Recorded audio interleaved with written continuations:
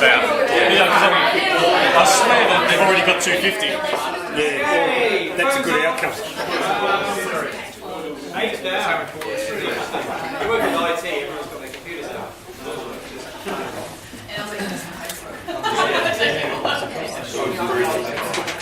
My background, knock yourself out. Go to LinkedIn. Well, maybe not now. Maybe in the break at 3 o'clock. Okay, take it out. Afternoon coffee, tea break. Okay. I didn't get a cup of tea. I'll have one at 3 o'clock. Okay. We're now getting to the pointy end. And we're going to do something kind of different now because this is where we move into an area that frankly most people who are HPDI certified trainers don't move into. They spend a lot of time just on understanding yourself, understanding others, and just talking about how you can adjust your communication. We will talk about that, but now we're going to move into some much more kind of advanced usage of it. And what I mean by that is, how can we use the whole brain model to be more effective in the way that you communicate? How can we actually use it as a whole brain model? So all quadrants. So that essentially, if you're going to be asking questions, one of the groups up here said knowing what questions to ask. Now the full training that we're going to be getting into, the sales training, is going to introduce you to an acronym called SOCKET, which is a questioning technique. But SOCKET, as with all the training, is all based on whole brain thinking. We ensure that everything's covered, so you cover off the whole brain when you're asking questions or when you're delivering or what have you. And as we go into this, I just want you to be, let's just position this, that the idea here is rather than waiting until you have to see a broker or have to see the client and it's all on the back foot, it is really taking a little bit more of a proactive stance. Who should we be speaking to? How can we get to understand what's value to them, what's important to them from their business perspective? Is this temperature okay with everybody in here? Or is it just me? It's like cold. Yeah, it's cold. Oh, as far as you want to Really? I don't know. Red person. I wish it was a little bit redder. I don't know. Okay, so whole brain interaction. So we're gonna if we think about the model that we looked at, the consulting model, it's think, plan, understand, respond. So we're going to move to understand. How can you better understand your key stakeholders? What's that on? 21? 22. It was 22. Alright. It's not too bad. I'm a little warm up. Just the body heat. Celsius,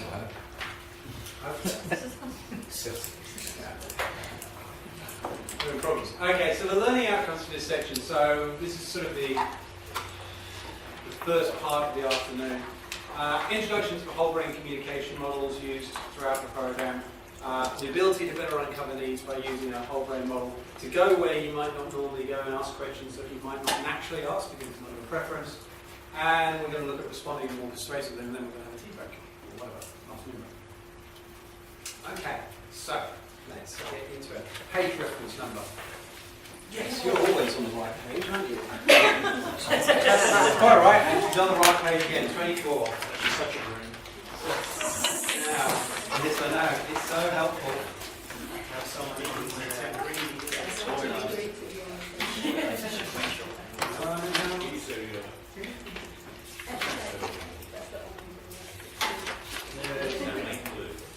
So I'm going to introduce you to this, which is whole brain questioning.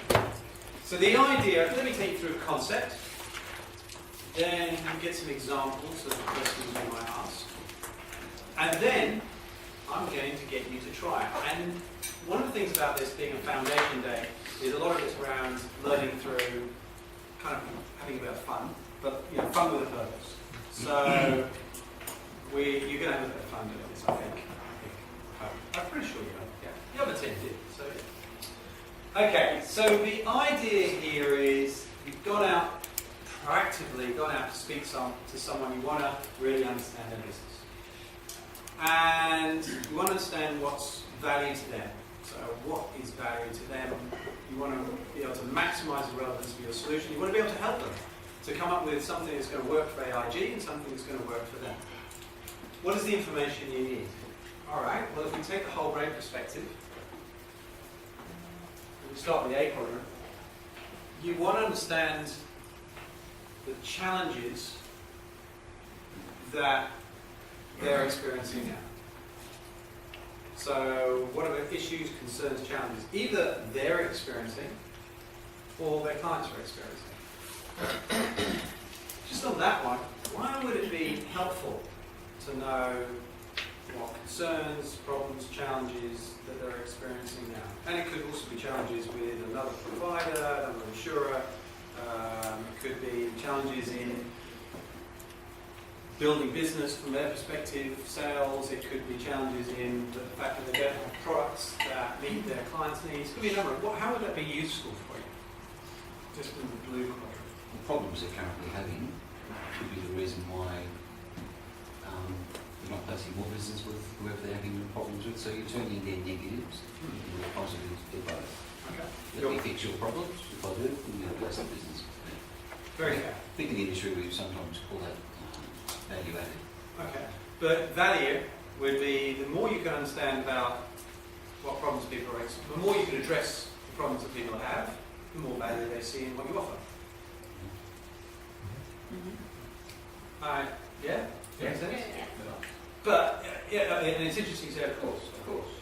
But, a lot of people, what they do when they get in front of a broker or get in front of a client is rather than necessarily understand what their challenges are and ask questions around them, they Tell them what they think tell them what they think they are and tell them about the product and tell them about if we've got cyber. Let me tell you everything I know about cyber.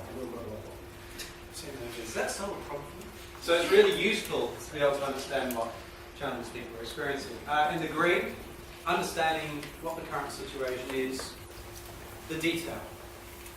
So what would be some of the information that you would want to know from a broker about the current situation, currently what they do? Timelines? Timelines? Timeline. Yeah. what may be more important and less important. Yeah. What about some of the basics? Some of the basics are really, if you've done your planning and you've really thought about who you should be speaking to and thought about the brokers, you probably would know this, but you might want to know about their book of business, about the clients they deal with, the profile. All this is the detail that you're dealing with. What's going on right now? And that was you need that because if you're eventually going to come back with anything that's going to help them, you need that information to be able to come up with some kind of solution. You need to understand that detail. What about this area here? Now remember there's a big, when we did the profile, there is a bit of a lack of the red. So the red is all about understanding the people, what's personally important to a person. Why might that be useful to know?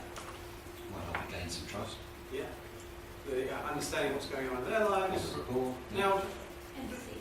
empathy. The good news is, by the way, there isn't a lot of red in the broking houses either. So, I'm not saying you don't need to go there, but from a perspective of building rapport, building an understanding of what's really going on, that's useful. The other part there, Paul, might also be key influences within the broking house. So who's who? Yeah. Who's actually going to make decisions? Who should you be speaking to within a broking house? Because there's lots of opportunity in there, but sometimes maybe you're not speaking to the right people because you never asked who those people are. Vice versa. Their technical skill set. Sorry?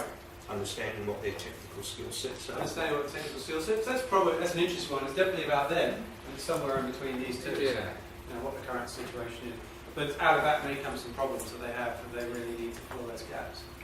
What about understanding the outcomes they want to achieve? What is, for the year, what do they need to achieve? What is the outcome they need to achieve? What's success look like from the perspective of that client or that broker, that stakeholder? Well, you can understand their aspirational goals. Yeah, and why would that be helpful? We can align ourselves to those goals. That's value. The more, if they're trying to achieve something, I really want to do this, I'd really like to do this, I really want to build my business here, I really am trying to do this. If we can help them to do that, that's valuable. Can I just ask a question about the people personal part again? It's common saying, insurance is a relationship business. But if there's not many people... Sorry? Did you say it's a common saying? Yeah, isn't it? I think I know where you're going, but I don't agree with you. Oh, okay. Yeah. I've never... Oh, okay. I've heard people say that Yeah, as an relationship aspirational term. Yeah. Oh. So I was just wondering, like... I mean, Could you explain that? Is yeah, that something people that's want common to deal sense? with the people they like. People want to deal with It's people so true, they Bill. trust. I can tell you right now, we had a Yeah. long conversation in Sydney about this, and Yeah. Martin, who was working with me at the time, and he's, you know, as I said, he's a broker for 26 years or something, at least, maybe no, probably more than that actually. He ran Eastern Region for Alliance, he ran corporate for Aon, and he was trying to explain to them, he's pretty high yellow red, right? He's saying, brokers will, if you've got a relationship, brokers want to work with people that they like working with, Yeah. and they trust. And it was just like, people were just not getting it. That, you know, well, it's all about the money. And, you know, Martin was very frustrated because he's like, yeah, absolutely, it's all about price, all about price. But for a broker, sometimes just knowing you can pick up the phone and speak to someone who gets you makes a huge, and it's just easier that way. And your friends, well, friends, but you know, you get on really well. It makes a massive difference. It was really difficult for people to get that concept. It's really interesting you say that. Well, I mean, I'm high red, obviously, but it's just really surprising that not more people are high red on both ends. On Yeah, both no, ends. that is Both odd. sides. It's interesting that it's not high red. Yeah. Yeah. Well, a lot Yes. of people get into the business because they get in because they're kind of interested in, or they're good at the technical side of insurance. Yeah, right. And I would say just the fact that it's a relationship business doesn't mean that everyone needs to be red. Because blue people like dealing with blue people. I mean, we've got somebody that works in our team who's extremely green. And brokers love dealing with the brokers that love dealing with him, and the It's great, 'cause he people gets it are the done. brokers that want that kind of delivery of service in a very sort of sequential nature. So Yeah, and that's adding value in a transactional way. You know, that people will get in touch with people because they know they'll get it done. yeah. You know, and that's what they're looking for. I mean, it came back, get back to us. But there's still good relationships there. They're just relationships of like-minded. It's the difference. It's interesting. There is what adds value to someone depends on that someone. If that and it's about what's going to add value to them. If it's someone, if you're a steadfast broker and you're single, there's two of you, they're that small sometimes. You've got no one who can help you out on all those admin pieces. It's going to be really, really useful to have someone. That's value to them. But if you ask the question around, what's really important to you, a lot of it's going to be, having someone. My biggest challenge is I have no time at all to do all the admin that's associated with working on this. God, if someone give me the help, if I could rely on someone to be able to do that for me, get back, it'd be so useful. It'd be so useful. So that's value to them. But you know what? It's normally because it's addressing a challenge of this, rather than just that. They may have already addressed that. They've got someone there, or it depends. So relationships, yes, important, definitely. Okay, but yeah, I get the whole, it's also technical part Sure. as well. Yeah, a lot of people got into it because they're technically proficient, and the job's changed. The role of the broker has changed so much over the last 20 years, no less than 15 years. Yeah. And then the big advent, of course, of computers, and the ability for people to go online and get quotes. Suddenly, all that technical side is shifting more and more, to computers. All this in life in general, more and more, the blue-green is being taken up by computers.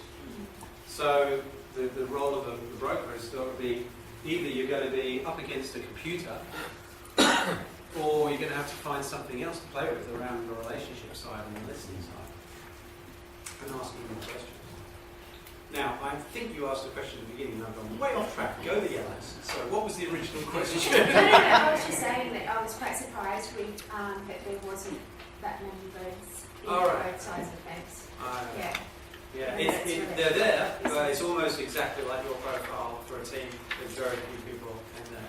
And the biggest challenge is, with the brokers, is they need to go out and speak to the clients, they need to understand the clients, and they need to go yellow, which is understand beyond the client's business, beyond the client's insurance needs, what's going on in their business. They need to understand what are the outcomes that the client's trying to find, what are the challenges that clients experience, what are their concerns about risk to their business. What about, I spoke to someone at Steadfast and he was saying, what we're selling is essentially, it's all about, we said something about making sure your family's okay for a lot of the businesses. He said, because at the end of the day, if someone takes your house, they take your business, what's going to happen to your family?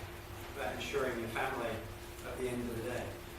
And it's a lot about, it's an interesting kind of concept that we're working with here. There's a lot to do, insurance has a lot to do with risk, because at the end of the day, with small businesses, if you lose your business, what are your family going to do for money? So when we talk to brokers, we talk about insurance. When we talk to customers, we talk about managing risk. Right. But if you, depending on what customer you're talking to, if you're talking to someone who's a small business, how many people do deal with SME brokers?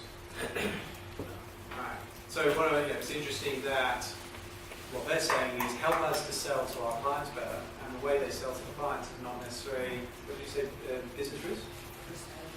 Risk management. Risk management. But if risk management from there, sometimes with a broker, it's actually bringing it down to the nitty-gritty, which is, it's risk management, but at the end of the day, it's about making sure your family has got a roof over their head and is fed should something happen to the business. It's coming down into that red area, which is different from maybe if you're dealing with a big corporate. If business goes under, they'll probably be okay. The business is probably not going to go under, if there's a fire in an office in Sydney. Something like that. I digress. I think I've digressed. Maybe back to questions. Anyway. It makes sense to understand all these areas, but the question is, what are the questions you ask?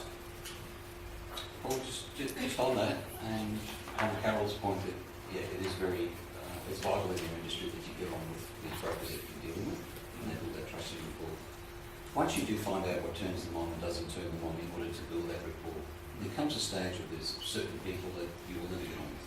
Mm-hmm. I think that's a good tool for management to use to say, well, Joe Blow, Carl went out to see that broker and they don't get on too well. Nothing's going to change that for whatever reason. So a manager can then choose a more adaptable person to service that broker rather than the original underwriter trying to change his ways that much that it just seems false. And if you've got big, let's say, if you have the opportunity, how many people go out with someone else? Yeah, most of us do. Yeah.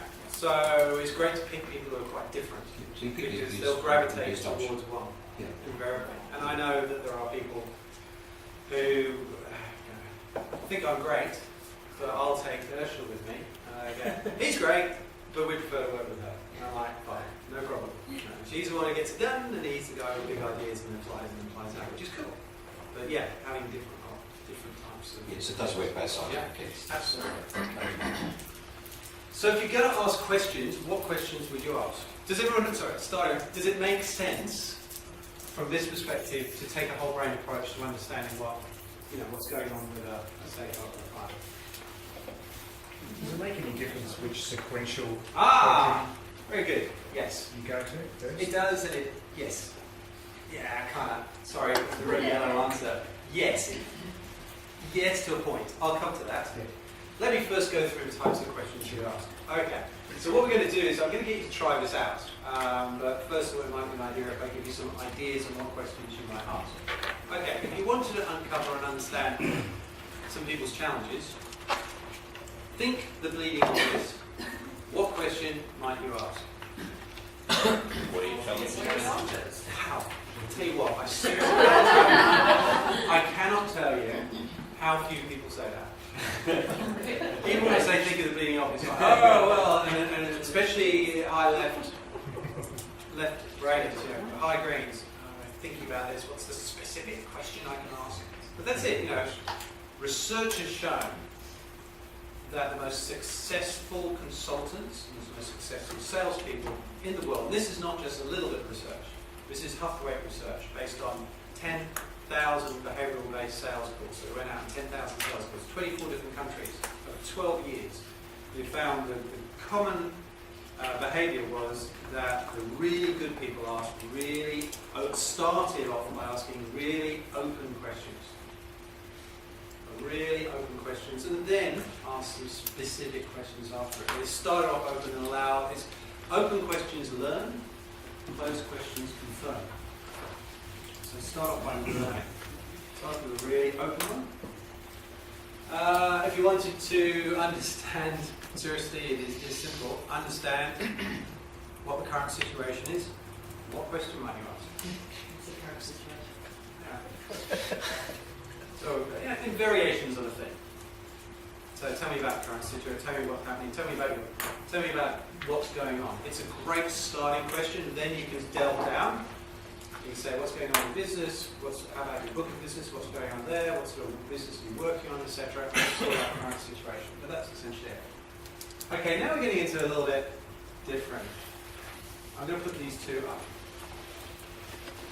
I'll go to D because it comes back to your point about is there a... You don't necessarily want to go this way. Hey, if you want to understand what outcomes you're looking for, what outcomes you're looking for. And there's variations in that word, specifically to do with your business, your new business, your client, what outcomes are they looking for, what outcomes are you looking for. Remember, you are trying to understand what net is going to be the result they're looking for. Ideally, what are you looking for? What are they looking for? And then this is an interesting one, which I'm going to come to. How does that impact on you? I'll come to that when we look at the process, or the steps. So there is a bit of, this is a model, not a process. So for those of you who are high green, what's your preference? Blue. Blue. Okay. Right. So that's fine. But well, I'm just about to say, this is a model. So this is a suggested approach, but you'll basically play hopscotch around it. Yeah. So you don't have to go there. But for this exercise, I suggest you try it. Essentially, the idea is you generally start off, logically speaking, with, okay, tell me about the current situation, how are things going right now? And then you move to, all right, that's where it is now. How would you like it to be? Now, in between there and there is a gap. And consultants call it gap analysis. So you're essentially doing a gap analysis.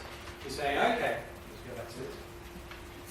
Currently, let's understand what happened. Okay, this is happening, this happened, this happened. Okay, so from your perspective, in your business, let's just talk about where you need to be. Alright, that's where you need to be. Alright, so to get from here to here, you don't do this walking around, it's sort of weird, meeting, just mentally. To get from here to here, what are the big challenges, or roadblocks, whatever you want to use, between where you are now and where you need to be? This is so simple, but unbelievably powerful. And they'll say, oh, well, that's a good question. Right. So you understand the challenge. Now, this is an interesting one that I want you to just trial here. I'm not going to tell you what happens, I want you to experience it. But essentially, when you've uncovered a challenge, especially a challenge that you think you can help someone address, you ideally want to ask them what the impact of that challenge is if they don't address it. Something very interesting happens psychologically when you ask people that. Now, in this case, we're just applying it to the red for this exercise. When we do the full broker communication training, we're going to look at the impact to the red, to the blue, to the green. So what's the impact to the business? What's the impact to the clients? What's the impact to... In this case, we're just using how does that impact you? Any thoughts? I'll just throw it out. I'm not going to tell you, but any thoughts on why, if you've uncovered a challenge that you could address, and you think, especially if it's a challenge that other insurers might not be able to address, why it might be an idea to say, well, if you're not able to do that, what could the impact be to That helps establish the value of the solution that you're going to be providing. Yeah. And a whole bunch of other stuff goes on as well. So we'll see that when we run the exercise. So essentially, this is the idea. So understand the current situation, get all the detail of the current situation, understand what outcomes that person ideally wants, what success would like for them. That's where we're all heading. Let's see if I can help you. What are the challenges associated with getting there? Okay, and then how are those challenges impacting you? Can I just say that that's fairly situational though, you know, like in a complaint situation or in a negative situation, if you try and go in and listen to their problems and solve it for them before you deal with the human who's feeling hurt and angry, Right. then, you know, you'll just bounce around creating more